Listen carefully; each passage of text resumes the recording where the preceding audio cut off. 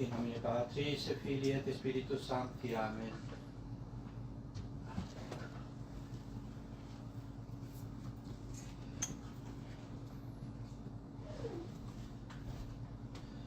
Come, Holy Ghost, Fill the hearts of thy faithful, and kindle them in the fire of thy love.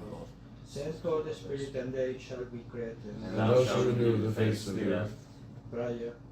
O God, who didst instruct the hearts of the faithful by the light of the Holy Ghost, grant that by this same Spirit we may be truly wise and ever rejoice in His consolation.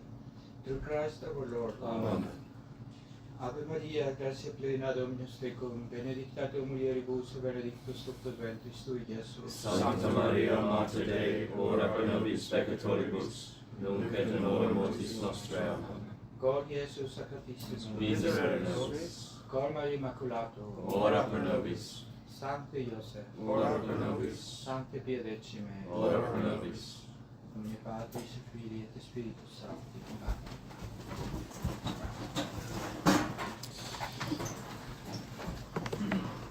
This is our 6th year having the retreat here at the Red Rock Ranch, and because of the intensity of the crisis on the faith and the battle we're in, normally I take one instruction and Father graciously comes and we have an open panel discussion.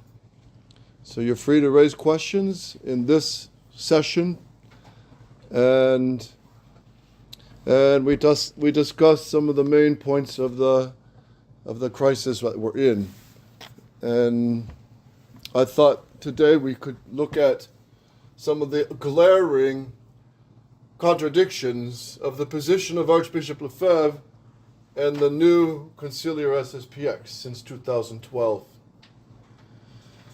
And there's many of them, but here's 4 glaring ones. With Archbishop Lefebvre, there was always a distinction between the Conciliar Church and the Catholic Church. And in the new SSPX, Bishop Fillet says it's all one church. We're all one.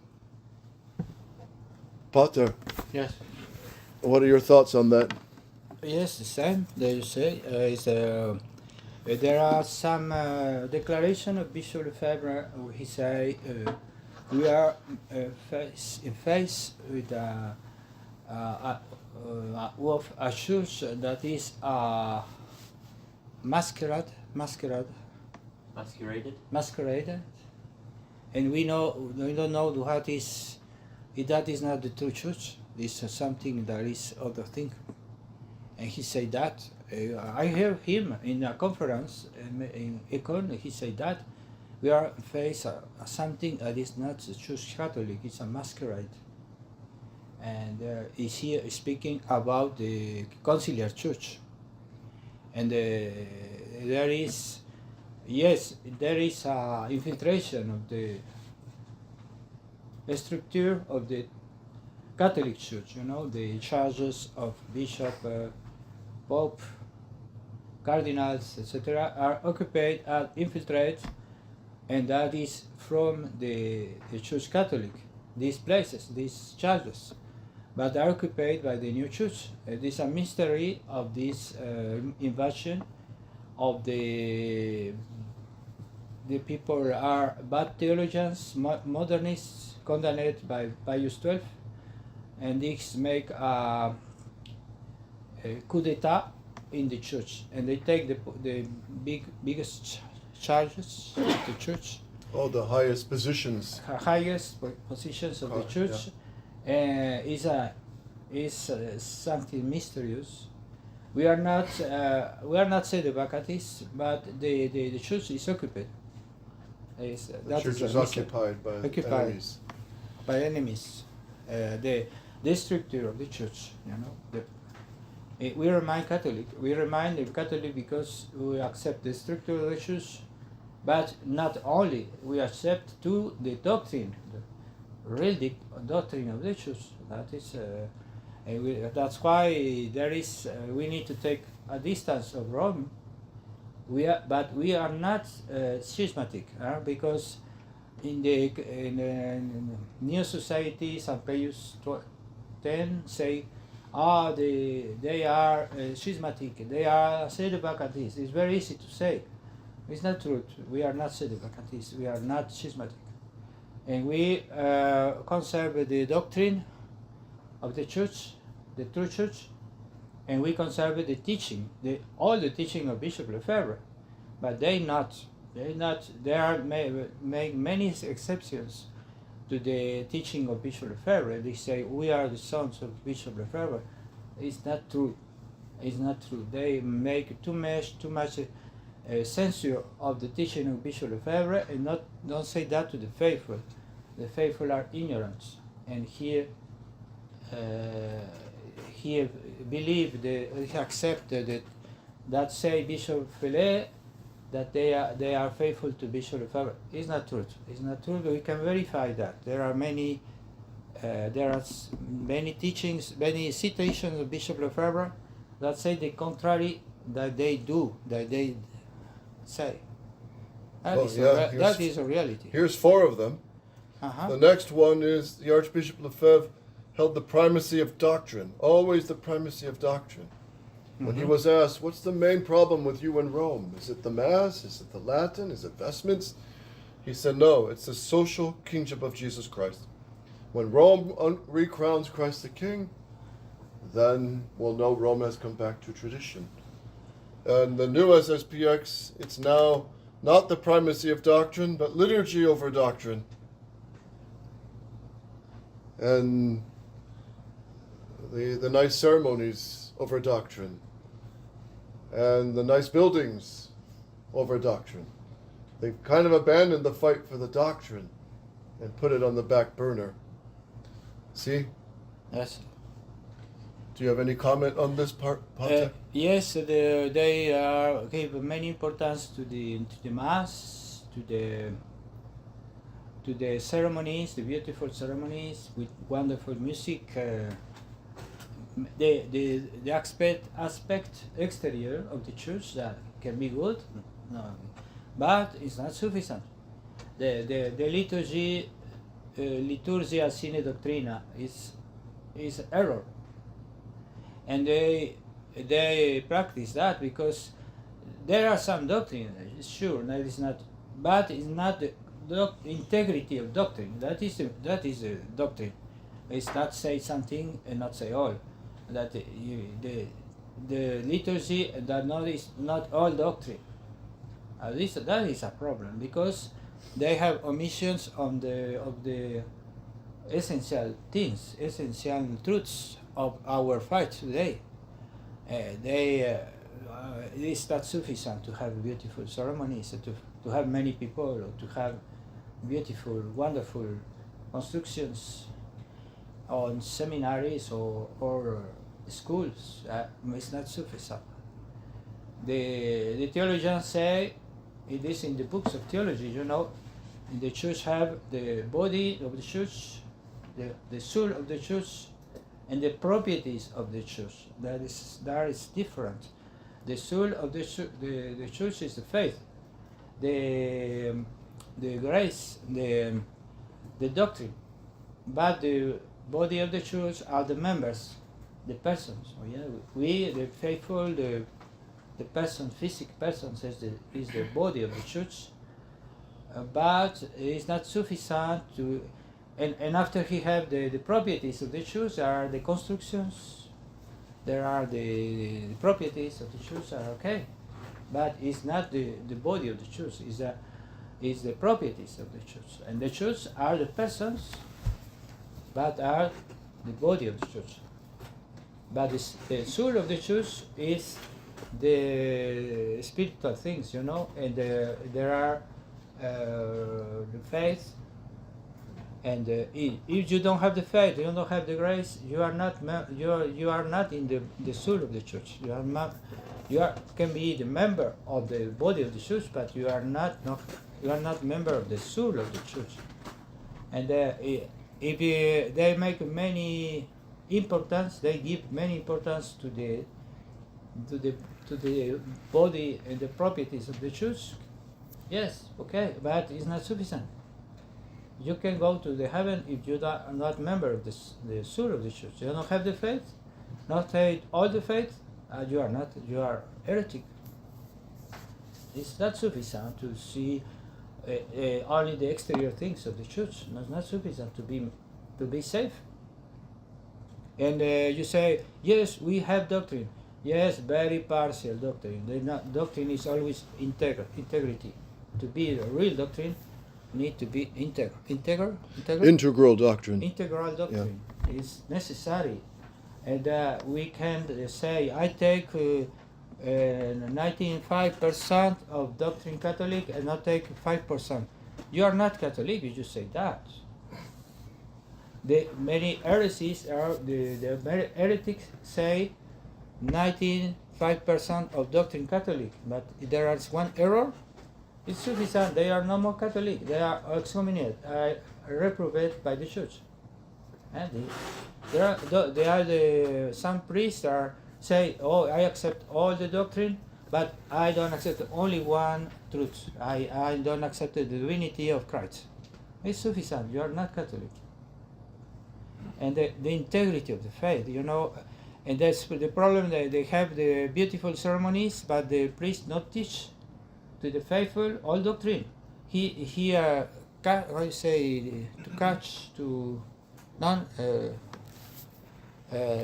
not show all the doctrine, only some doctrine.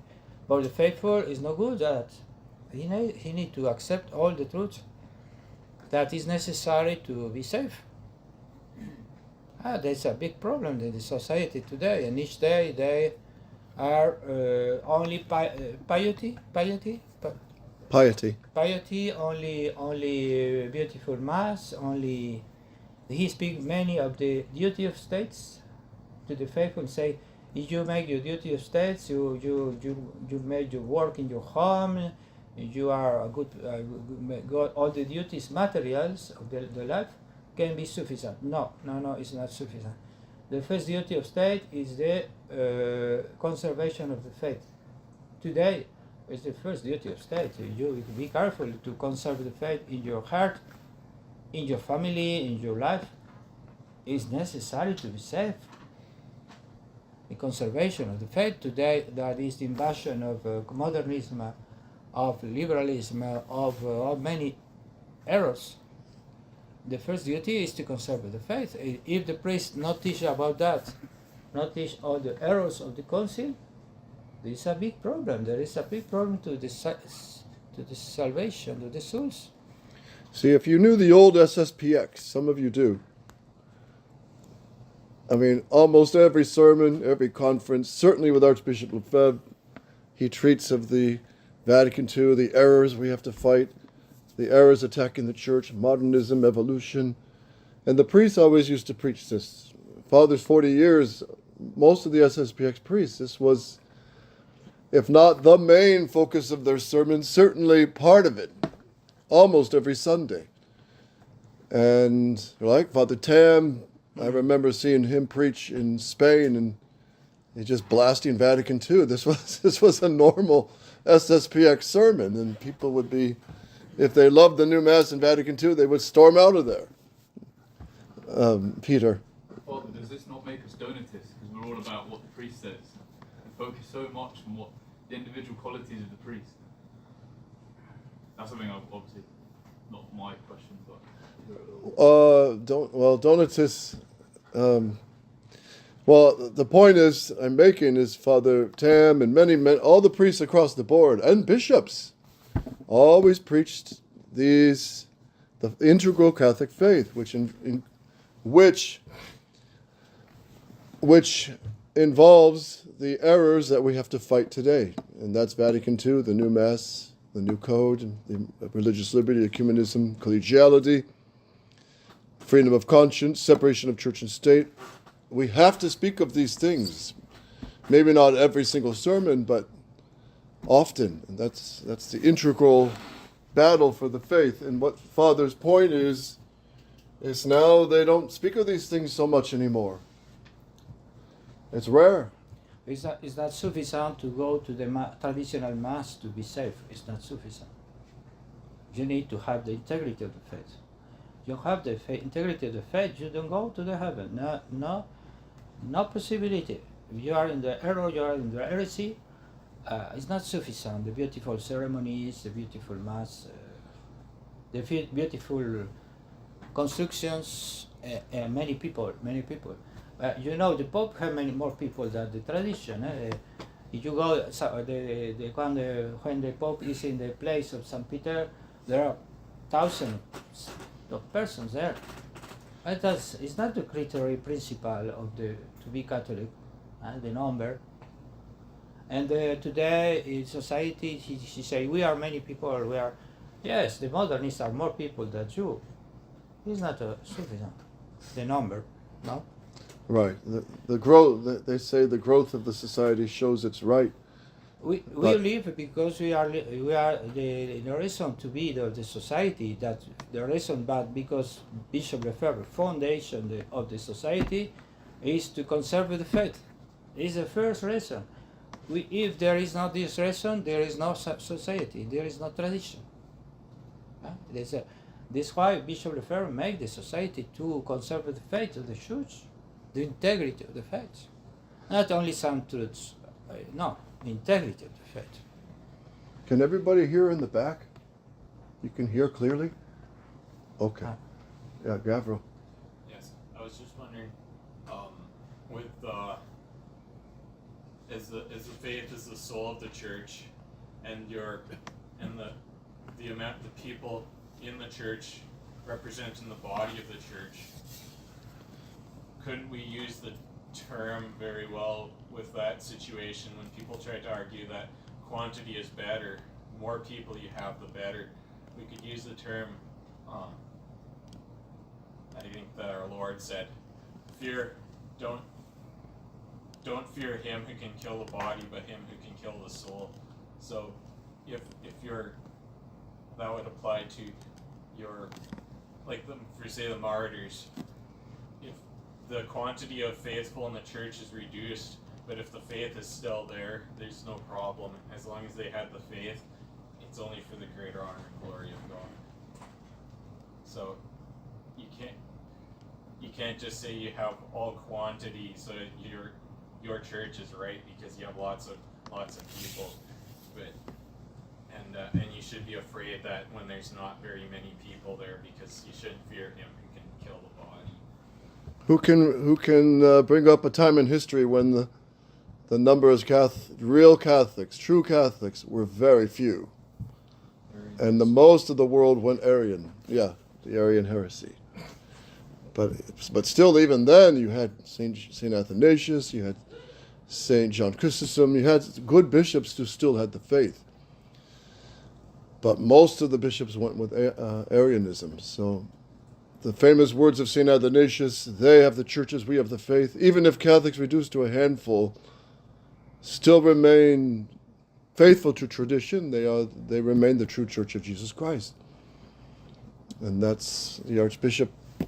His treasure given to us is to preserve the faith of the magisterium of the Catholic Church, all the doctrine, all the encyclicals, all the councils down to Vatican I, and not change the doctrine.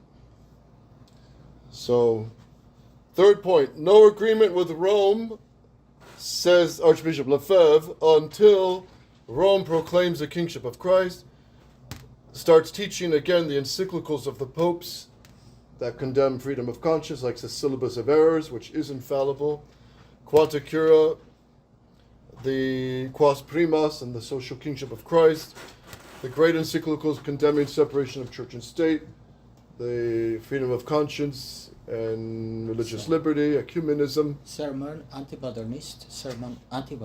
You remember the sermon of the Pius X, the sermon anti-modernist. The anti-modernist oath. That's what you mean, the oath? Yes, The maybe. oath? Yeah, the oath that he required all priests, all university, academy, lower school teachers, they had to make always the oath against modernism. Yes. And when Rome condemns Vatican II, the new Mass, etc., new Code of Canon Law, all the errors in it. There's over 200 heresies in the new Code of Canon Law, said Archbishop Lefebvre. And that's Archbishop Lefebvre's position. The new SSPX, yes, we can settle with an agreement with Rome as long as they give us unilateral recognition. So they say, we don't change, Rome just recognizes us. That's a deception, because it happened to St. Peter's Society, La Barou, Christ the King Institute, Campos, Brazil. They were all told, you can preach against modernism, you can have your Latin Mass, and we recognize you unilaterally, but down the road they have to give in. And that happened with the SSPX, with the doctrinal declaration, which they are very embarrassed about. They don't talk about it. They removed it from a lot of their websites. But it was signed, it was sealed, it was delivered to Rome. Bishop Lefebvre, Bishop Follet never condemned it, never retracted it. And we're talking doctrine, which is that's the foundation you stand on. And they still never have retracted this. So this was the agreement with Rome, we could say, with the 6 conditions for the agreement with Rome. I mean, literally, that's what they called it, 6 conditions for the agreement with Rome. Archbishop Lefebvre would say, never until Rome straightens out the doctrine. And then the agreement with Rome, the proof that this was the agreement with Rome, the doctrinal declaration, is, look what they got. They got a good deal. They got jurisdiction for matrimony, holy orders, and confessions. So everyone who gets married now in the new SSPX, all their marriages and their records go to the local bishop. And many of them say this is a good thing to prevent divorce and all this, but it shows they're working under these modernist bishops now, to some degree. And now, I remember Bishop Follet in 2013, he put out a notice to all the priories, at least in the United States, to start establishing some friendly contact with the local diocesan bishops. All right, now these are the same bishops who are having rock and roll masses, children's masses, rainbow masses, right? And this is that pluralist error of Vatican II. Now Bishop Follet is happy we have our Latin Mass altar in the pantheon of Vatican II, of all these religions. Now we have our recognition in the pluralist church of Vatican II. It's very deadly, very dangerous thinking. Pater, Yes. what have you got to say on that point? Yes, there is not only, I said, to sign something. What is the name of that? To sign accord with Rome. Sign accords. To sign in the agreement? Accords or agreement?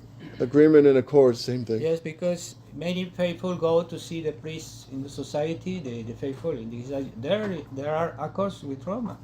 He say no, there are not accords. But the biggest accord that can be possible, the biggest, the more important, the more real, is accord in the question of the faith. Not only accords in the question, I say, pastoral or other thing, no? The biggest accord is the doctrinal accord. That is the more important, more essential. And when Bishop Follet make this statement, this declaration of 2012, is essential of the essentially doctrine. Doctrinal declaration. Doctrine. Yes, is that doctrinal? There is accord with Rome. That is the most important accord that can be signed. Mm-hmm. Bishop Follet signed this accord, and not only him, the more important persons of the society signed this document. It's a document official. It's not private. It's not a declaration. It's to give that to Rome. It's a real compromise, and it's not only the practical things, the pastoral decisions. No, can be bad, all that, but the most important accord with them It's a core doctrinal, and that was be make in the past. It's a real thing. It's not illusion. And there are many people say no, there is not a core with Rome because there are not some paper with these signatures. And there is no core. No, it's not true. It's a lie. That there is a core. It's because they accepted the doctrine. He say many things in this document. He say the new sacraments are legitimate. Legitimate new mass, legitimate new Bishop sacraments. Lefebvre say the contrary. Say the contrary thing, and he say no. Now the sacraments are legitimate, the new sacraments, and that is a compromise in doctrine. Is that the best compromise that you can imagine? The doctrine, the compromise that is there, never was retracted, and there is official document. Is not something accidental or some declaration. No. It's a document official, give to Rome, sent to Rome. Is vigent. In vigore. Oh, it's in force. It's in force. Yeah. It's in Yeah, force. it's live and kicking. Yeah. It's not be never retracted.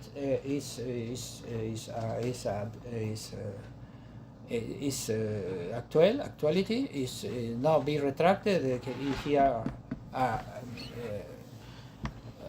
actual, and this is the principal problem that they have. It was printed also. A lot of people say, well, I've never seen this document. Well, Bishop Fillet published it in the Cor Unum. I think it was in April or March of 2013.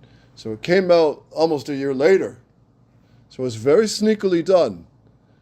And there should have been an uproar then. As soon as all the priests knew and read this doctrinal declaration, there should have been a huge uproar in the SSPX, demanding the condemnation and retraction of this.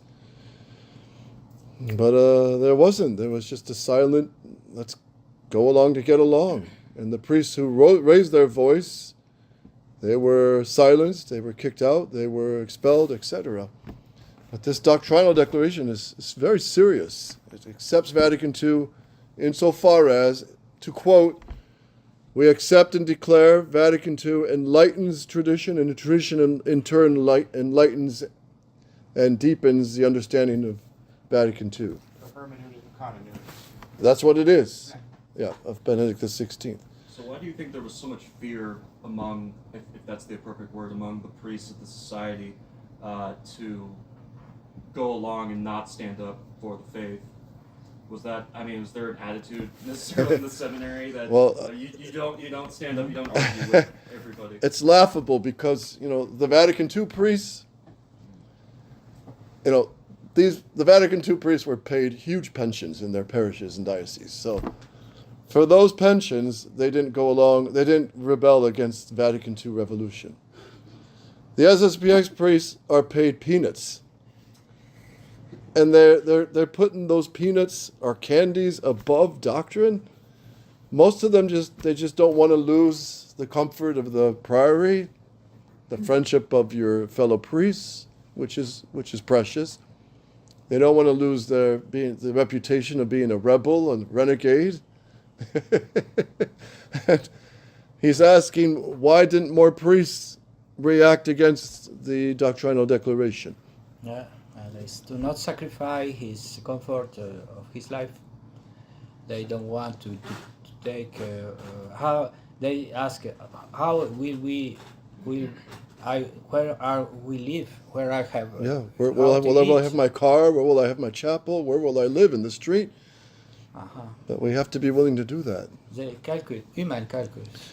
Yeah. Father was just telling me the other day. One priest in Mexico, he was against all this. Got a call from Bishop Fillet and then immediately turned the next day because he was threatened with transfer. Yes, the comfort. He sacrificed the doctrine for the comfort and the security personal, to have a home, to have to eat, to have some security in the life, material things, but it's not sufficient. Yeah, we need to trust in God. Old Father Hannif and Father Urban would have novice order priests who they knew, who went from the traditional Mass to the new Mass. They would come and visit these two old priests, faithful to the old Mass. They lived in Kentucky with the Pfeiffer family at the time. And these novice order priests would come in and say, and the old priests would say, why don't you just drop the new Mass? Start saying the traditional faith, the traditional Mass. And they would just say, but I'll lose my medical insurance, I'll lose my car, I'll lose my rectory. You have more courage than I do. And they would leave, some of them in tears. They would just leave in tears. But really, all the priests were put to the crunch. Do you love me more than these? And all the SSPX priests still have that question hanging on them. Do you love me, Christ the King, more than your peanuts of a salary and comfort of priory and car? And Father saw a lot in Mexico. He was treated as the bad guy. Look how violent Father is, and always shouting and yelling, and he was treated like a piece of dirt. I'm embarrassed to say by his fellow priests and the superiors, because he was not budging, and they wanted him to slide with the new direction. And thank God, Father has some Cristero holy stubbornness. But yeah, Peter. Yeah, this whole thing reminds me of the issues you see in the political world, and I don't know if you concur with this, but what showed this to me is I met with Father Bruciani recently, who used to be the superior in England, and now he's in Menzinger. Yeah, louder, please. With what's his name, Father Pagliani. Yes. And he was asked he said directly, I don't agree with the Doctrinal Declaration myself, but word for word, it would make the liberals angry if we got rid of it. Not the liberals in Rome, liberals in the society. So what does that say? In the society, there's a spectrum of people. Yeah. You've got the liberals and the conservatives within the party, so to speak. But we had the same in the political world, right? Like things, we would just call it the Conservative Party in England, the same with the Republicans. Yes. The majority of the people there probably don't agree with abortion, don't agree with mass migration. Mm-hmm. But their boss, what does he keep on doing? Allowing abortion, allowing mass migration. But they go along because they want their name of Republican, or they want their name of society. And I don't know if maybe it's the same thing going on. It's a type of Hegelian dialectic where they're like you say, they're a pantheon and not a monolith. That's what they kept telling us. Is don't worry, the society's not a monolith. I'm a conservative. If you come to me, you can trust me. I'm on the right side of the spectrum. I don't know if you saw that yourself. Well, it's in the Novice Order Church, right after Vatican II. Oh, this priest is more conservative. This parish is more conservative. This parish is too liberal for me. I go to the more conservative. And we're back to that with the SSPX. And it shouldn't be. It should be just Catholic, which it used to be before 2012. One solid army fighting for the faith. And that was a wonderful thing, that understanding that all the priests had. We're fighting on doctrine first, across the board. That was always the position of the old SSPX. And now now they got priests who are evolutionists, and Father Paul Robinson, he's right. He's in Colorado, but he runs the Angelus magazine. And how is an evolutionist running a Catholic newspaper? A traditional Catholic newspaper of one of the most important ones, the Angelus. And he's evolutionist. And the Archbishop Lefebvre, we want anything to do with this evolution. The evolutionism of Teilhardism and Vatican II, and evolution of dogma. Let's just jump to the fourth point. The Archbishop Lefebvre said the crisis is not firstly, the Mass, but the faith. The new SSPX, the crisis is firstly about the Mass. And really, just listen to any Bishop Follet sermon or conference in the last 10 years, it's always the Mass is the crisis. The Mass is the crisis. The Mass is the main focus. When for Archbishop Lefebvre, he was even asked directly, is the Mass, if Rome granted you the Latin Mass, won't you make peace with Rome? And even if they grant you a bishop? And the Archbishop said, no, the fundamental opposition with Rome is not firstly the Mass, but the faith, doctrine. Doctrine, doctrine, doctrine. And the famous saying of Archbishop Lefebvre in that interview in 1989, when he said, if Rome wants to discuss again, I will take it to the doctrinal level. And I will ask the Pope and the cardinals in Rome, do you accept the syllabus of errors, the anti-modern oaths, pascendi of Pius X, quas primas of Pius XI, condemnation of separation of church and state by Leo XIII, and the condemnation of the modern philosophies by Pius XII in Humanum Generis, and the condemnation of Freemasonry by Leo XIII and all the popes. And if you don't agree with this, then no discussion, because you're on AM and we're on FM. We just can't discuss. And that was the position of Archbishop Lefebvre. But Bishop Fillet was very different. Yes. I think he hijacked the SSPX. And can be another illusion, because we read it in many websites in internet. They are a little traditional. There are people that have, but are not of the people that are taking conscience of the problem of the Mass, and there is a good thing. But they don't see the other problems. They see only the question of the Mass. Maybe with the time we'll be evolved to understand the problem of doctrine. But now they understand only the question of the Mass. But it may be we need time. But you see, our Bishop Schneider. Archbishop Schneider, He's traditionalist. He's very good because he say he's anti-modernist, and he say there are many priests that are anti-modernist. They say the Mass Tridentine, and it's wonderful. They are traditionalists. But the little question, they accepted the Concile Vatican II. That is a good question. He say yes, accepted the Concile Vatican II as they are modernist. Yeah, he does accept that. No illusion. No, they accept. Schneider accepts Vatican II. Yes. And Cardinal Burke. He say, no, the council is good, but we need to make little corrections and we will be good. Okay. No. The council is in fact of spirits. Modernist, all the council. And Bishop Lefebvre say it's not possible to separate the spirit modernist of the documents of the Concile Vatican II. It's not possible because the spirit is not very easy to take, And he say, no, all the council is to. There is a conference of Bishop Lefebvre where he say that it's not possible to accept the council, to correct the Concile Vatican II. It's not possible. He said that, and we need to reject the Concile too. And you accepted the new Mass. You accepted the Mass Tridentine. You accepted the Council of Trent. If you want, you can accept many good things. But you accepted too the Council.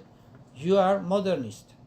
Maybe you don't have sufficient conscience. You are not bad intention. Can be, but in the faiths, you are modernist. And Schneider and other Cardinal Burke, Mueller. They accepted the council. And we need to pray for them because they understand the things maybe after. But now they are modernist. And the only one to reject all the council is Bishop Vigano. What happened? He was excommunicated.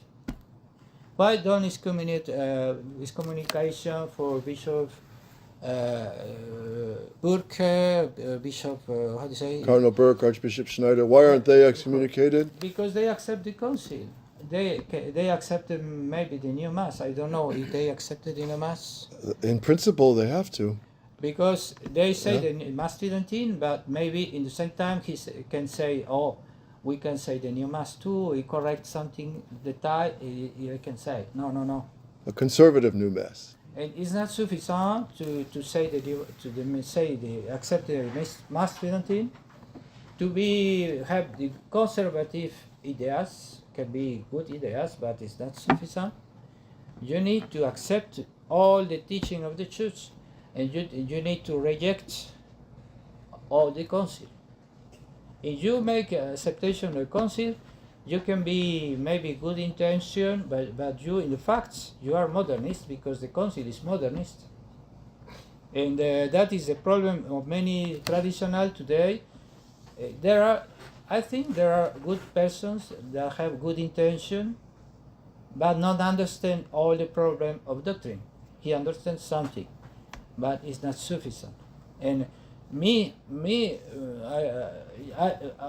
don't want to collaborate with these priests and these bishops, because they approve the council. They approve the council. No, it's not possible, because it's a contradiction. Maybe if with the time they study the works of Bishop Lefebvre, and we understand all the problem, but now they don't understand all the problem. That is illusion to say they are traditionalist. No, it's not real traditionalist. And they are, maybe in the society you can find the priests are conservative, and they are no like the accords with Rome, but they accept many things of Bishop FIELES, and they are liberal. Mm-hmm. Can say many things very good, but it's not sufficient. You need to take all. One example of that is, I know of one parish where the Society of St. Pius X Chapel calls in the bulletin the Mass, extraordinary form Mass at 10 a.m. Extraordinary form every day at... When's the ordinary form? It's coming. 6 p.m. on a Saturday. It's coming. A lot of priests don't like me because I said to a number of them, give it 5 years, you'll be saying the new Mass.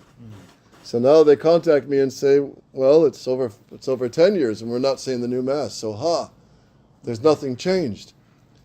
But if you accept this, which they have to by their silence at least, if you accept the doctrinal declaration, which declares the new Mass is legitimately promulgated, you're accepting it in principle.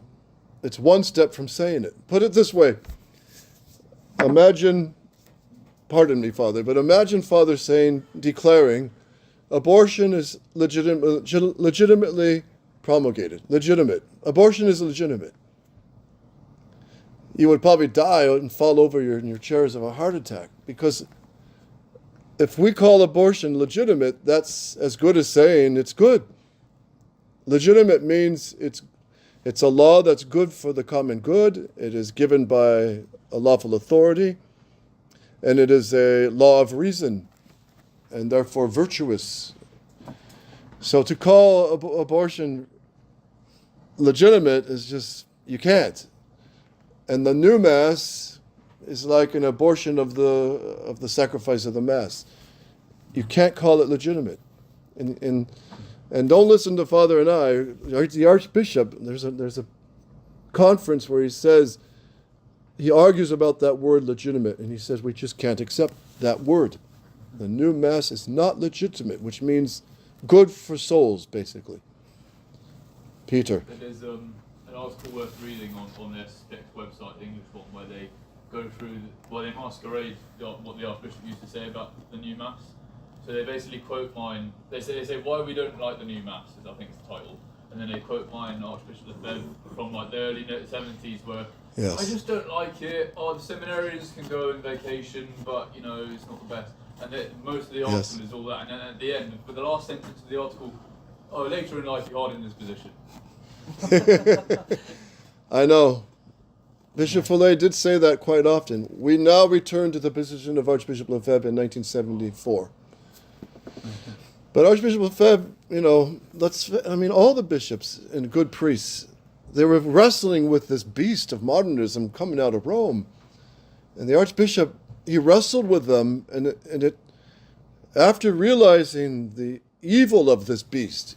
He will say later, the new Mass is a bastard rite. It cannot give grace. It is poisonous. It is intrinsically evil. He will use that word, which makes many people, have a heart attack. Yes. But he used those words. And he also said numerous times, it does not pass grace. And he was a good theologian, so he knew what he was saying. And all that argument about, there was a whole, in the U.S., someone wrote an article, a pamphlet, using the Council of Trent to defend that the new Mass gives grace, quoting the Council of Trent, while the Council of Trent explicitly condemns the new Mass in its germ in the Protestant Revolution. The changes, facing the people, putting in Mass in English or vernacular, using a table instead of an altar, giving communion under both kinds. All that was condemned by the Council of Trent. So here they are trying to quote the Council of Trent to defend that the new Mass gives grace. Anyway, Mike. Yesterday, Father, you talked about the stages of the life of church. Bishop Williamson had given presentations on that before. Where does that come from exactly? Oh, the 7 ages of the church? Yes. Yeah, Bishop Williamson spoke a lot about it. And when we had him in the seminary in the 80s, he was speaking a lot about it. It's from Venerable Bartholomew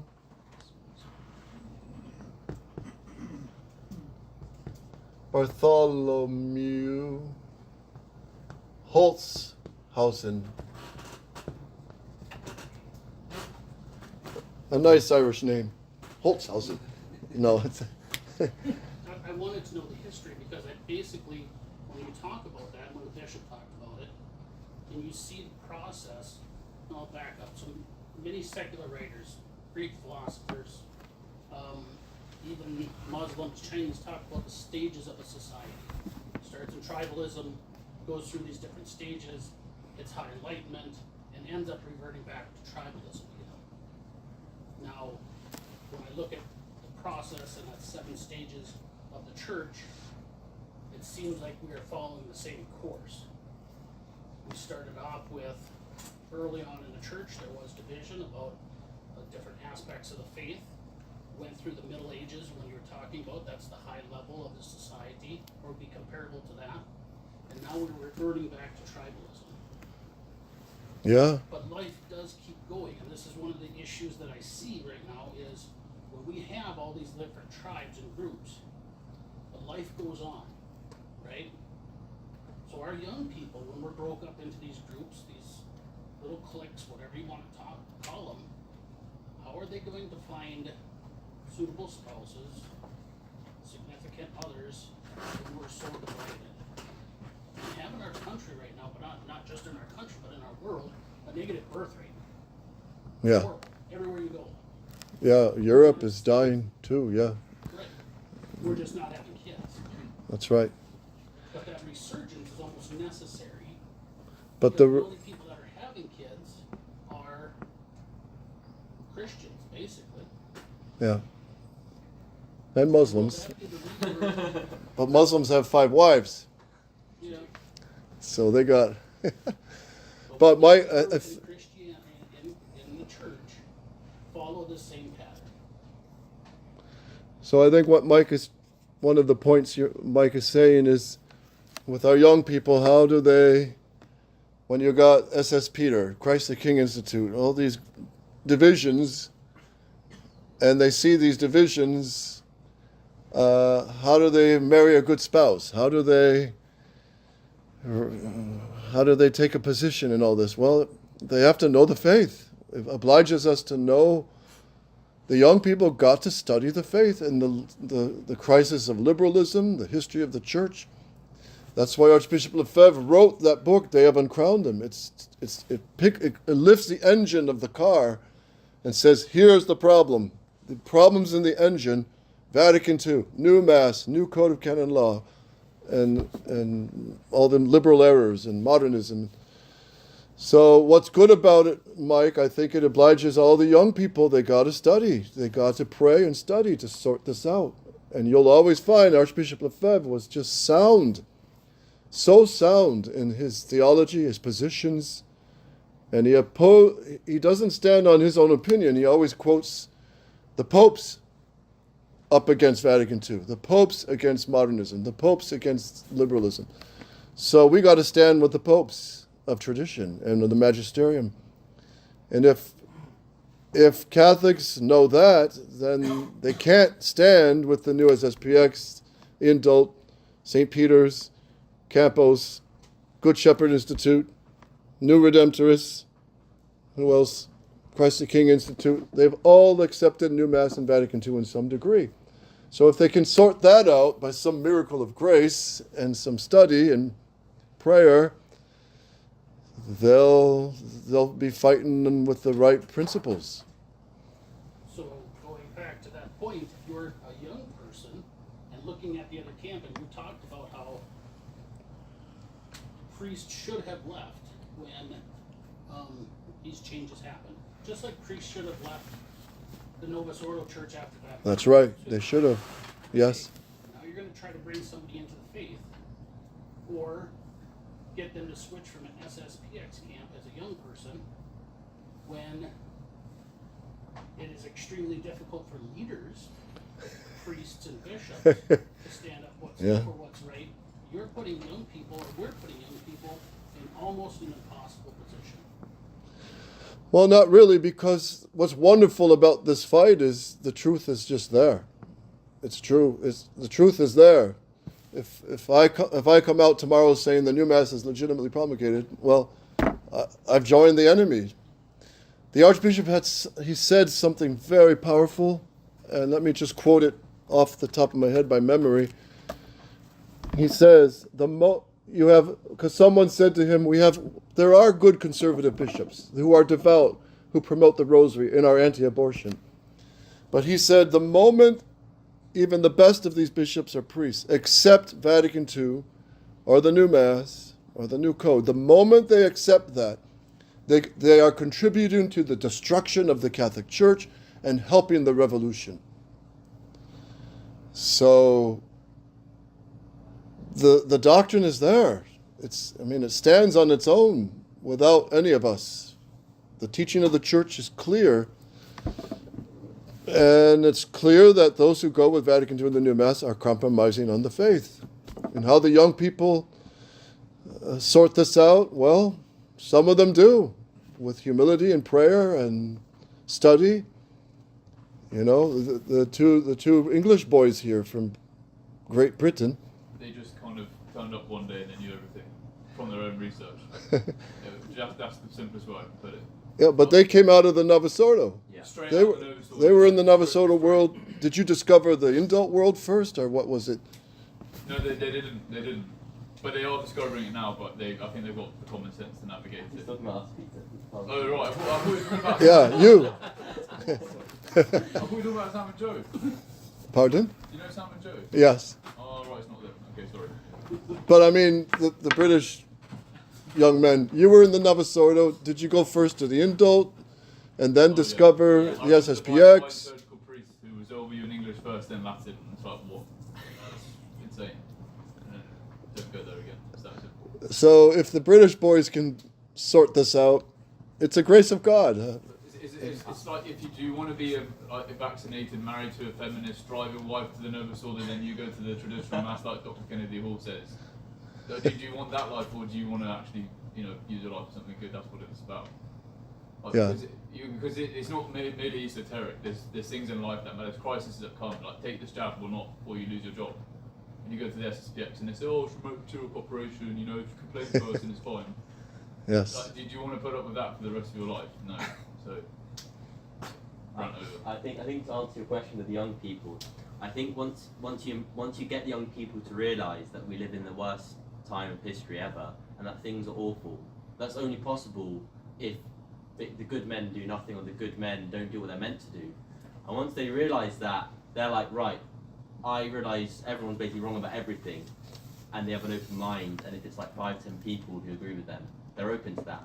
Because if thousands of people agreed to them, the world wouldn't be in the state it was in. So I think that's helped me. Yeah, so all it takes is a core. Even Vladimir Lenin, the communist, said, give me 10 men like St. Francis of Assisi and I'll conquer the world. Give me 10 Catholics that have the faith in their blood and they understand the crisis and the fight. They'll do more than thousands of fools. So yeah, if the men need to be anchored though, and that's why the men's retreat and you understanding this problem is so crucial. Because some of you are young, you'll be married, and you got to form good saints, but solid on doctrine. And some of you have a tremendous influence. Mike's in politics. He can fight for good causes. So, yes. I have two quick questions. So one is, why do we call it the old mass, new mass? With like, you would have to change it out. Like the old mass would come after, and you usually throw something away that's old. So if you're a traditional Catholic, you're kind of going along. Is it? How do they? Well, it was Bernini who called, and Pope Paul VI, who called it the Novus Ordo Missae, the new order of the Mass. That's why it's called new. And traditional Catholics counter position the real Mass against it by saying the old Mass. That's all. Old Mass, new Mass. You talked about rites earlier. Rites? You saw it. Yes. And so, what do you think of the Bill of Rights? Oh, the Bill of Rights. Okay. That's RIGHTS. That's different. So the Bill of Rights, yeah, that's another question. Did you follow them while? Pardon? Did you follow them while being traditionally Catholic? Well, the traditional Catholic will turn to the popes and realize Pope Pius the IX, Leo the XIII, Pius the X, Pius the XI, Pius the XII condemned the principles of the Bill of Rights. That, well, certainly the what's that? Congress shall make no Establishment clause. Congress shall have no established religion. Yeah, Congress will be neutral on matters of religion. That's condemned by the church. So as a Catholic, we can't accept that principle. But we can fight and pray for the conversion of our country to establish that our country be Catholic. So can we not follow any of the right? No, because there's some good points in it too. Like the gun law is a good thing. So if you were to be asked if you were to get rid of all of them or to keep all of them, would you keep or get rid of all of them? Well, it's not that simple. It's not that simplistic. But as Catholics, we want the social kingship of Jesus Christ. So we got to work for that and eventually replace that clause with the religion of the United States is the Catholic religion. And it will be professed by the state. That's our goal. So maybe on that note, how do you combat, because I'll try to promote the social kingship of Christ and then get responses of, oh, you just want a theocracy, or rather than integralism, which is kind of this proper position of it. Mm-hmm. So how do we distinguish that? Because Mohammedans have the theocracy, really and truly. Right. Well, here you're getting into questions of the government and the state and all that, but we have to hold the Catholic teaching on it, which is whatever form of government it is, whether it be democracy, aristocracy, or monarchy, it has to profess the Catholic faith and proclaim the kingship of Christ. Except that modern democracy has been particularly condemned by Pius X and the good popes because of the false principles on which it stands. Namely, vote establishes truth, the majority vote establishes what is true, and the authority comes from the people. Those are the two main condemned errors of modern democracy. If those things can be cleaned out, you can have a healthy democracy, a Catholic democracy. The Church has never condemned democracy as Aristotle understood it, and and St. Thomas. But that's another question. So I have a question about the jurisdictions. How come only 3 for the Society of St. Pius X? Matrimony, holy orders, and confessions. And I ask because I've heard horror stories of people who would call the society and say, I'd like this particular family member to receive extreme unction, and they don't run out like they used to. yeah, they used to. Is it because they don't have jurisdiction? Or are there other... I mean, I don't understand why. They would only settle for 3 instead of all the sacraments. Well, in fact, they have them all, because baptism, extreme unction, and confirmation. If I may, let me just put in one parenthesis. Did you all see that new article of the new SSPX a few weeks ago, officially accepting the new rite of confirmations? That in most cases they say they're valid and you don't need to be conditionally reconfirmed. Did you see that article? Yeah. It was written by Redemptorists. You know, they made the agreement with Rome in 2012. Can you comment on that, Father? The acceptance of the new rite of confirmation by the new SSPX and the new holy oils. Yes, but the situation is not changed. There is no change of our opinion because the Bishop Lefebvre now want to say that the new confirmation is doubtful because they have they accept to utilize another oils, not only the olive oil, and the new church accepted to take the oil of corn or other things, you know. You follow that? And The new church accepts corn oil, Crisco oil, any oil, coconut oil, instead of the olive oil, which is what the church has always used. Is not valid the sacraments. And if you go to receive some holy oil to be confirmed, you don't know what oil they utilize. You don't know what oil they use. They use, and you have the doubt of the validity, and you not have the right to receive sacraments doubtful. You don't have the right. Can be valid, but you don't know because you don't know what oil they use. And there is a problem with the intention of the ministers, the intention that we should Lefebvre say. Today, all the sacraments of the new church are doubtful because we are not sure of the intention of the ministers. He said that in the homily of the consecrations of the bishops. He said that because we are not sure of the intentions of the ministers because they are modernists and can say, I don't believe in the original sin, and you baptize, but it's not valid. Baptism is not valid. See, you don't have faith in the reality of the original sin.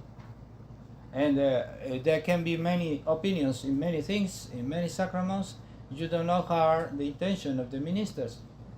That's why there is a doubt of the validity. And you can receive the sacraments doubtful because you don't have the right to receive the sacraments, doubtful sacraments. Well, Father, there's also the point of, because they say in baptism specifically, because even a non-Catholic technically can baptize as long as they desire to do what the church intends to do.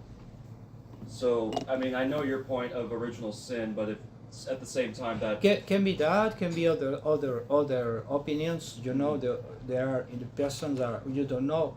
Today are many opinions in many things that are not Catholic, and here are some opinions that destroy the intention of the sacraments, and there is no validity. But we don't know how is in the mint of the priest. The mind of the priest. We don't know. We don't know all his opinions. Or he learned in the seminary. It's not easy to verify that. That's why there is the doubt of all the sacraments. And we need some sacrament, go to a priest ordained by Bishop Lefebvre, in the line of Bishop Lefebvre, not in the line took, but the line of Bishop Lefebvre. And you are sure that you have the sacrament, and that you are sure. Yeah, one last question, please. Can it harm the intention as well if the priest says something along the lines of, we're welcoming Timmy into our lovely family, and you know, things like that, because that's not what baptism is. It's obviously, like you say, to destroy original sin. Because that's what they do a lot. This is a welcoming ceremony. Yeah, initiation into the Christian community. That's the modernist idea of baptism. But one other quick thing, do you know who it was that said that Bishop Fallet is more of a hero of the church than Archbishop Lefebvre? Yeah, Father Michael Simolan. Father Michel Simolan. Mm-hmm. He said that the Archbishop Bishop Fallet has done far more for the society than Archbishop Lefebvre. Is he in France? He's in France. He's in France, yes. He's still alive, right? I think he's alive. He's with the sisters of Dominicans here. Okay. I have one thing I think is important: the notion of obedience, because the thing say the Declaration of 2012 is very important. The question of legitimacy of the new mass that had too much consequences. You need to think about, because it's very, very important. The notion Catholic of obedience is you can find in the spiritual actors. The theology Catholic of obedience is when your superior gives you another order. Mm-hmm. You need to obey always. Only exception in the question of the faith and the question of moral, when a superior asks you to make a sin. But out of that, you must obey always, no exceptions. If you don't obey, make a sin. You make a sin. It can be a mortal sin. And if the new mass is legitimate, the order of the new popes are to say the new mass. If the new mass is not bad, is not a sin, is legitimate, we need to obey. If you don't obey, we don't say the new mass, you make a mortal sin. But if the new mass is legitimate, is want to say, is moral, is in the line of the faith, we need to say the new mass. If we don't say the new mass, we are disobedient, we are schismatic, we are in the mortal sin. And that's why it's very important, this declaration, to say that the new mass and the new sacrament are legitimate. And it's the same thing to say Bishop Lefebvre are disobedient. All the work of the society, of the story of the society, is abuse, is one abuse, is schismatic. And is to say, to deny all the work of Bishop Lefebvre. It's very important to say there is legitimacy. The new mass is legitimate. The new mass is legitimate, is moral, is good, and you need to obey. If you don't want to obey, to say the new mass, you make a mortal sin. The priest make a mortal sin. He decided to not say the new mass because it's legitimate. But if that is not legitimate, we make a good action to disobey. And that is founded in the conception Catholic of the obedience. That is the conception Catholic. Always we need to be obedient in the questions that are not intrinsically bad. The orders of the superior ask something that is intrinsically bad. We can do that. We can obey. That's a powerful point, Father. Yes, and they have too much consequences. They are reproving all the work of Bishop Lefebvre. Yeah. If you accept that, you reprove all the work of Bishop Lefebvre. all his the opera, no? All his works. The work of Bishop Lefebvre, and the use is like to say Bishop Lefebvre was disobedient. Wow. So that using that legitimate. They have many consequences to say the new mass is legitimate. No. It's the new mass, if it's legitimate, is moral, is in the line of the faith, Catholic of the traditional faith, and we need to be obedient to accept them and to say. If the Pope say you not say the new mass traditional, only say the new mass, we need to obey because it's Catholic mass. The new mass is Catholic. The new mass is moral. The new mass is in the line of the faith. You need, if you don't obey, you don't say the new mass, you make a mortal sin. You are schismatic.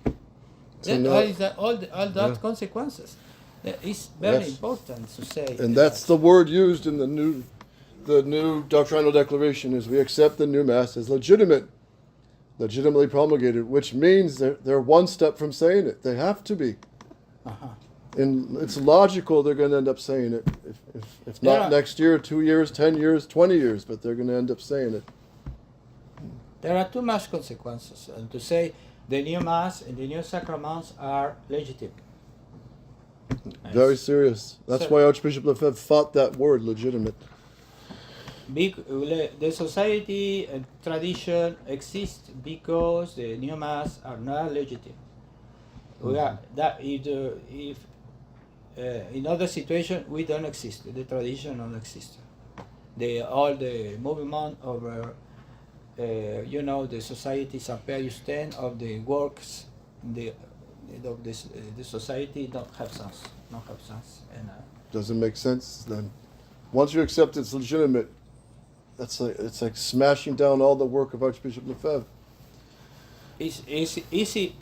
If you say the new mass is legitimate, it's very easy to say the council is legitimate, because the new mass is the fruit of the council, is the spirit of the council.